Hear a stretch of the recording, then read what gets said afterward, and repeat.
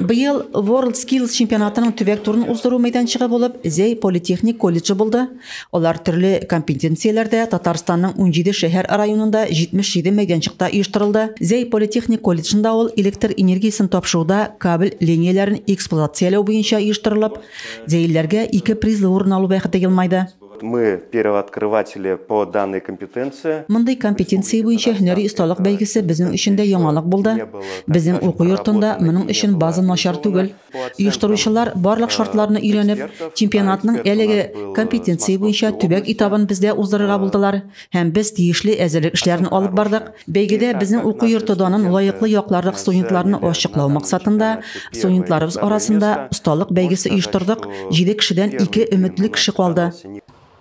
Район данын колледжның 2-нче курс студенты Даниил Афанасьев һәм югары көчәнеш астында эшләү үзәгенең яшь эшчесе Никита Акатьев яклады. Кыска вакыт эчендә әзерлеккә карамастан Никита Акатьев 2, Даниил Афанасьев 1-нче урын алды. Было, конечно же, действительно трудно. Минем өчен биремнәрнең авыры һәм җиңеле булмады. Аларның һәр кайсын уйлап башкардым. Мин колледжда электромонтажчы белгечлеге буенча укыйм. Моңа кадәр Абели Микс бәйгесендә катнашып, җиңү яуларга ирешкән идем инде. Аннан соң әтием дә миңа үрнәк. Ул нефт компанияләренең берсендә эшли. Даими рәвештә һөнәри осталык бәйгеләрендә катнашып килә. Алар минем белән горурланалар. Әлеге һөнәри осталык бәйгесе миңа күп нәрсә бирде. Мин шактый тәҗрибә тупладым.